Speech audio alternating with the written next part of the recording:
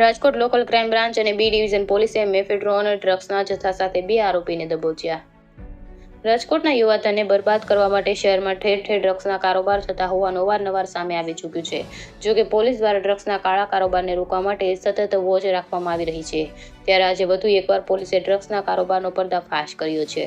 Rajkot local crime branch અને B division પોલીસે 7.50 ગ્રામ mephedrone ડ્રગ્સના જથ્થા સાથે વધુ 2 શખ્સોને દબોચી લીધા છે અને બંને સામે કાયદેસરની કાર્યવાહી હાથ ધરવામાં આવી છે. પોલીસના જણાવ્યા મુજબ શાહરૂખ જામ અને રાહુલ ગોસાઈ નામના શખ્સો ડ્રગ્સની હેરાફેરી કરતા હોવાની ચોક્કસ માહિતી મળી હતી, જેના આધારે બી ડિવિઝન પોલીસ અને લોકલ ક્રાઇમ બ્રાન્ચ દ્વારા વોચ ગોઠવવામાં આવી હતી. દરમિયાન કુવાડબા રોડ જૂના જકાતનાકા નજીકથી શાહરૂખ બસીરભાઈ જામ અને રાહુલ દીપકભાઈ ગોસાઈ નામના 2 શંકાસ્પદ શખ્સોને અટકાવવામાં આવ્યા હતા. બંનેની તલાશી લેતા તેની પાસેથી 7.50 ગ્રામ મેફેડ્રોન ડ્રગ્સનો જથ્થો મળી આવ્યો હતો, જેને પગલે પોલીસ દ્વારા બંને આરોપીઓને ઝડપી લઈ તેની પાસેથી 7.50 ગ્રામ મેફેડ્રોન ડ્રગ્સ, 3 મોબાઈલ ફોન અને 6100 રોકડ રકમ સહિત કુલ 1,01,100નો મુદ્દામાલ કબજે કર્યો હતો. બી ડિવિઝન પોલીસે બંનેની સામે નાર્કોટિક્સની કલમ હેઠળ ગુનો નોંધી કાયદેસરની કાર્યવાહી હાથ ધરી છે. આરોપી પૈકી રાહુલ દીપકભાઈ ગોસાઈ વિરુદ્ધ અગાઉ કચ્છના સામખિયાણી પોલીસ મથકમાં પ્રોહિબિશનનો ગુનો નોંધાઈ ચૂક્યો છે. હાલમાં બંને આરોપીઓ મેફેડ્રોન ડ્રગ્સનો જથ્થો ક્યાંથી લઈ આવ્યા હતા અને કોને આપવાના હતા તે સહિતના મુદ્દે તપાસ કરવા આરોપીઓના રિમાન્ડ મેળવવા તજવીજ કરવામાં આવી છે. રિપોર્ટ ભરત ભરડવા સાથે રોહિત પોચાણી, રાજકોટ. 2 આરોપીઓ ઝડપાયા છે.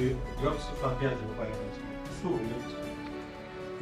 ગઈકાલે બી ડિવિઝન પોલીસ સ્ટેશન વિસ્તારમાં ગ્રીનલેન્ડ ચોકડી પાસે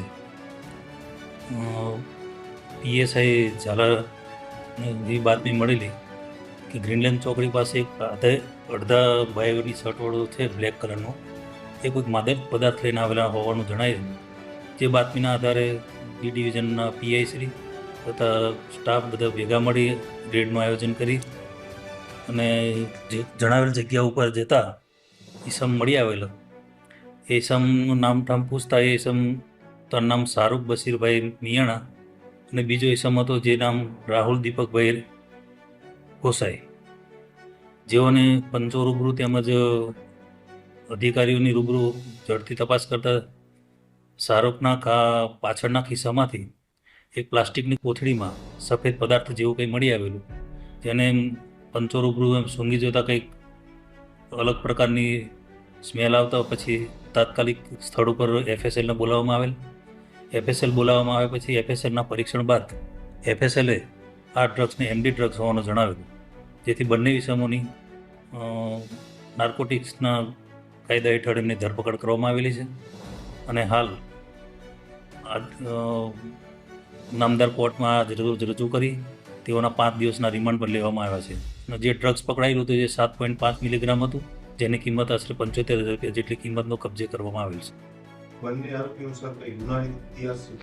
બંને આરોપી જામનગરના છે હાલ, અને હાલ રિમાન્ડ લીધેલા છે. 5 દિવસના અમારી પાસે ઇનફ રિમાન્ડ છે, તો 5 દિવસમાં એની જે પણ ગુનાહિત ઇતિહાસ, પૂર્વ ઇતિહાસ તેમજ શું આગળ કોઈ આવા ડ્રગ્સમાં હેરાફેરી કરેલી છે કે એ બાબતની ઊંડાણપૂર્વક તપાસ કરવામાં આવશે. હાલ સુધી એવું જાણવા નથી મળ્યું, પણ મુંબઈથી લાવેલાનું હાલ જણાવે છે અને ત્યાં પણ તપાસ કરવામાં આવશે અને હાલ અહીંયા કોઈને આપવાનું હતું કે કેમ એ બાબતની તપાસ કરવામાં આવશે. 5 દિવસના રિમાન્ડ અમારી પાસે રિમાન્ડ હેઠળ છે. ના.